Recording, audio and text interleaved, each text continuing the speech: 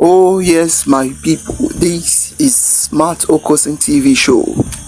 Welcome. Today we are going to give the latest update concerning what is going on in Biafra land and within. Today is another special update. Please, as you are about to watch this video, like, subscribe, and click the notification button for more of our video coming up. And thank you for watching. Stay tuned. The Obatobe of Biafra, the Agune Chamber 1, the Commander-in-Chief of the Armed Forces of Biafra, as we draw close to the Declaration Convention of the Restoration of the Independent United States of Biafra. Prime Minister, the Biafran people await your voice. Over to you, sir. Thank you very much. Is my voice coming out clear? Very loud. Loud and clear, sir. Good evening, the Honorable Minister of Information and your Deputy, Honorable Sonny and Honorable Raphael. Good evening, ladies and gentlemen of the press that are seated in your various locations, both those listening anonymously and those that are here on the space. I welcome every member of the Biafra cabinet, government cabinet.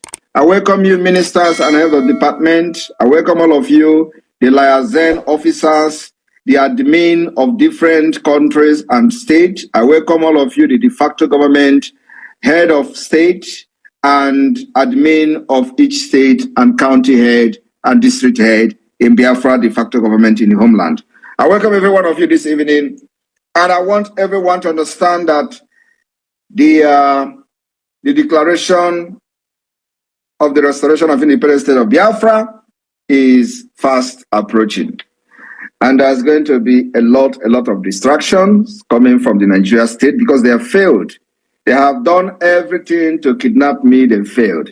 They have done everything to attack me in Finland, they have sent assassins and everything, they failed.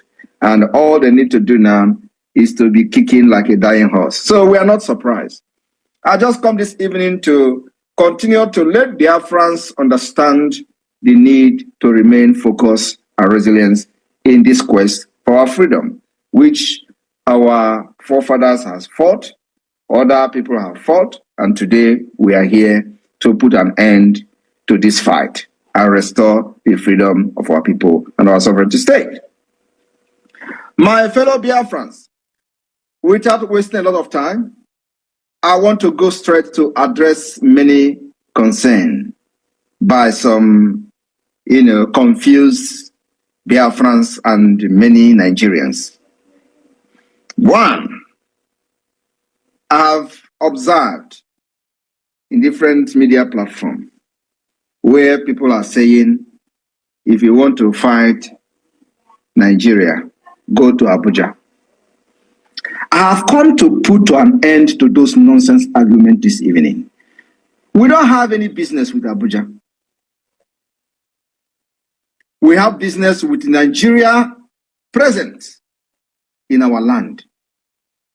And the only people we are fighting are the Nigeria representative in Biafra land.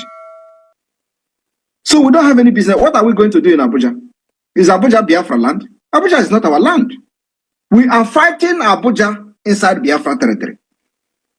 I will never allow the criminals and terrorists that are killing our people in Biafra land to be killing them, and I will go to Abuja and start engaging people, other terrorists that are there, that are killing indigenes in Abuja. That is stupid. So those people that are telling you, oh, don't you know where Aso Rock is, where Abuja is going? Abuja is not in the east. Abuja is not in Biafra land. Abuja is in Abuja. Government house of a state that is representing Nigeria is in Biafra land. Nigeria terrorist army that is representing Nigeria and killing our people, they are in Biafra land. Nigeria terrorist police that have killed thousands of Biafrans are in Biafra land. They are not in Abuja. They don't take you from Biafra land, go to Abuja and kill you, even though sometimes they imprison you in Abuja and other parts of Nigeria. But we are, first of all, dealing with those criminals and terrorists killing our people in our own land. So why should I go to Abuja? Why should somebody come to tell me, go to Abuja and fight them? I don't go to Abuja. I will not go to Abuja because those carrying guns to burn our villages are not burning it from Abuja. They are there in our land and we are fighting them. So I want to put an end to that nonsense. That many people will tell you, oh, you are destroying Aligbo. Oh, you are destroying the Biafra land. Oh, Southeast is not a no-go area neither. Now you are destroying. Why should we be allowing them to come to our land to kill, and you are asking me to go to Abuja and engage who in Abuja? Huh? Those ones that are being neutralized, are they neutralizing them from Abuja?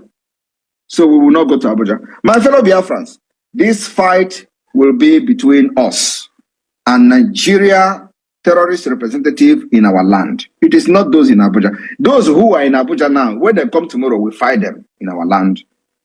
And if they go back, they are lucky. So what are we doing this December? We are having what I call Biafra Convention.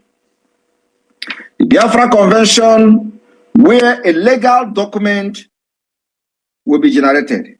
And again, let me also quickly address this particular one, because I have seen the Nigeria mobilize e-bandit. They are sharing Mazi Nnamdi Kanu's voice. Oh, Mazi Nnamdi Kanu was saying that he's not going to declare Biafra, or he does not have the right to declare Biafra until people give him the right, which is right. The Biafra people did not give him the right to go ahead to declare Biafra. He has not conducted a referendum. We did as a government. So that right Mazi Nnamdi Kanu was talking about, people giving to him before he can declare Biafra, has been given to Biafra government through referendum. What did you people know? That is the reason Biafra government has conducted a referendum that has gathered over 50 million votes of the Biafra people. That is the authority Mazi Nnamdi Kanu was talking about. That was not given to him. And let me tell you, there is difference between Mazi Nnamdi Kanu going to Ebonyi State and entire Biafrans gathered in the public. It doesn't make any difference. It is not documented. It does not form a legal document. It does not matter how many crowd you pull in the public. It does not matter how many crowd you pull in the protest. It does not validate anything. But what validates something is what you have in the document, and that is in the form of self-referendum that the Biafra government have conducted today. Those people you see that were gathering where Mazi Nnamdi Kanu was doing his evangelism, they are still the same 50 million that have voted today. They are still the same people who have given this government the authority to fight for their freedom and declare Biafra with over 50 million votes. That is the authority that has never been given to anybody in the history of Biafra. Not even before the war did anybody conduct a referendum. This is the first time it is being conducted ever in the history of Biafra and Nigeria. Before the war, there were no referendum. After the war, there were no referendum. But today, the Biafra government has put everything, every mechanism in place and have conducted Biafra self-referendum. That is the authority. Mazi Nnamdi Kanu was talking that he's not going to declare any Biafra until Biafra people gave him the authority to do that. And let me tell you, nobody will wake up and give you authority. Everybody giving you authority. Authority is when you are calling sit at home and people sit at home. That is authority. But then it is not in a legal document form. Now what we try to do is to put everything in well-organized way. More organized, more recognized in accordance with international law that will recognize you as an entity, as a state. That is what the Biafra government have done. And what are we using to get Biafra and freedom for our people? We are using 4 different approaches. And I call it multi-dimensional approach. What are these approach? We have a political approach.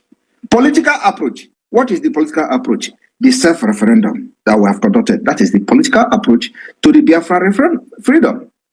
We have been able to organize the political approach.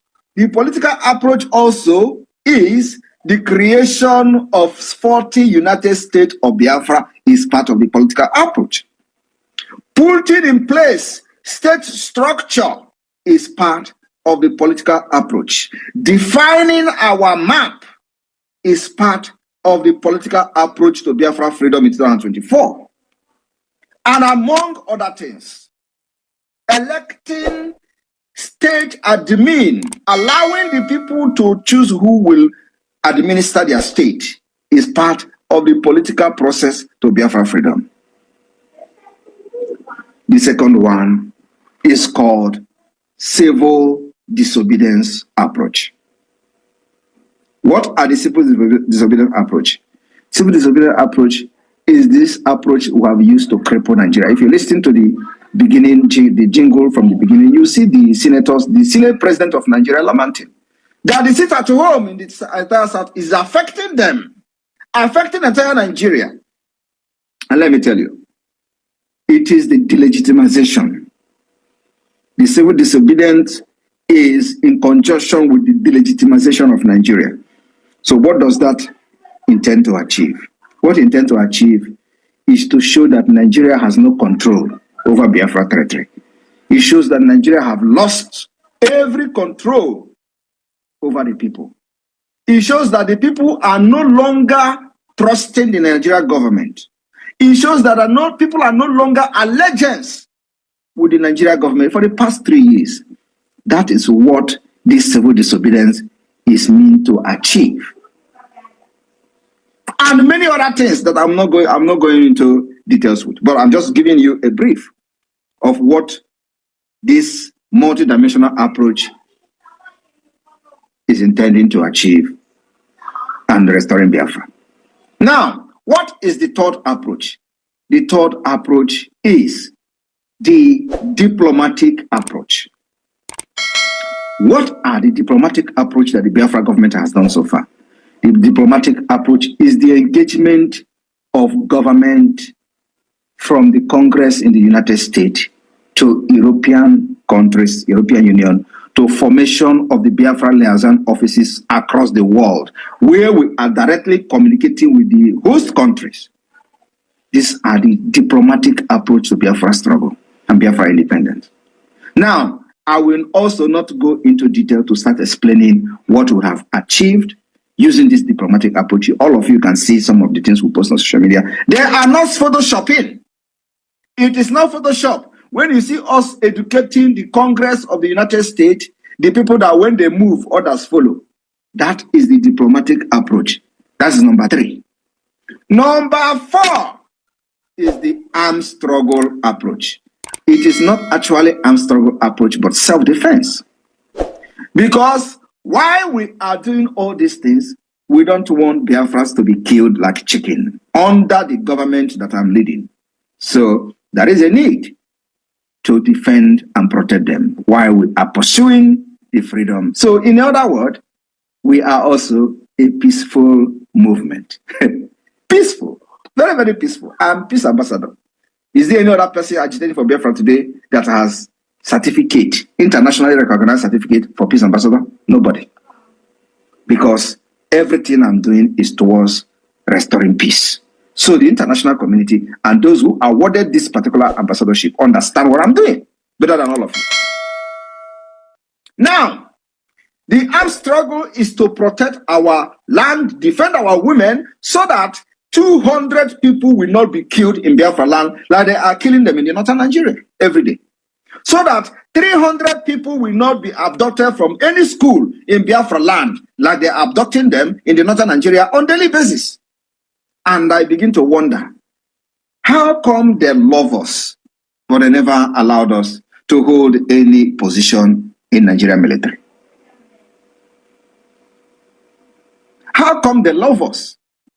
Nobody has been kidnapped in our school, up to 300 students at the same time. But they are kidnapping them in 300, in 200 in the northern Nigeria. But they are crying about us more than the people that are being kidnapped and killed every day in the northern Nigeria. Every day, 150 people will be killed. Entire villages will be wiped in northern Nigeria. They are not talking about it. They are talking about a region where no 100 person has been kidnapped under the leadership of this government, except when IPOB was praying in Aba, they went there and killed 150 people. They were not killed by terrorists in the rag. They were killed by the terrorists in the uniform, police and army. Why in the north? Boko Haram and ISWAP are killing people in 150 and 200. But in the southern Nigeria, in the eastern Nigeria, they are the Nigeria army, terrorist army and police are the one killing IPOB members in 150s. Yet, they are the one crying for Southeast. I want you to understand, who loves you. But you see, that time is over. Everything I'm saying here happened. In your own present, you saw everything, Korokoro. So, we are actually a very peaceful government. Thanks for tuning in to Smart Okason TV show. Don't forget to like, comment, subscribe, and share to keep the intellect flowing.